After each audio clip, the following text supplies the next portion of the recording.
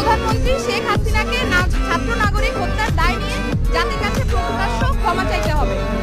দ্বিতীয় দাবি, আইন শৃঙ্খলা রক্ষাকারী বাহিনী ও দলীয় ক্যাডার এবং সন্ত্রাসী কর্তৃক ছাত্র নাগরিক হত্যার দায় নিয়ে স্বরাষ্ট্রমন্ত্রী আসাদুজ্জামান খান কামাল, সড়ক পরিবহন ও সেতু মন্ত্রী ওবায়দুল কাদের, শিক্ষামন্ত্রী মহিবুল হাসান চৌধুরী নয়ফেল, আইনমন্ত্রী আনিসুল হককে মন্ত্রী পরিষদ থেকে পদত্যাগ করতে হবে।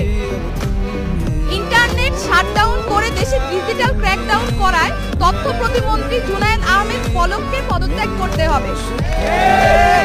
আন্তর্জাতিক মিডিয়ায় শহীদ শিক্ষার্থী এবং আন্দোলনরত শিক্ষার্থীদেরকে ড্রাগ অ্যাডিক্ট বলে কুরুচিপূর্ণ ও মিথ্যা বক্তব্য দিয়ে এবং আন্দোলনকে ভিন্ন খাতে প্রবাহিত করার চেষ্টা করায় তথ্য প্রতিমন্ত্রী মোহাম্মদ এ আরাফাতকে পদত্যাগ করতে হবে।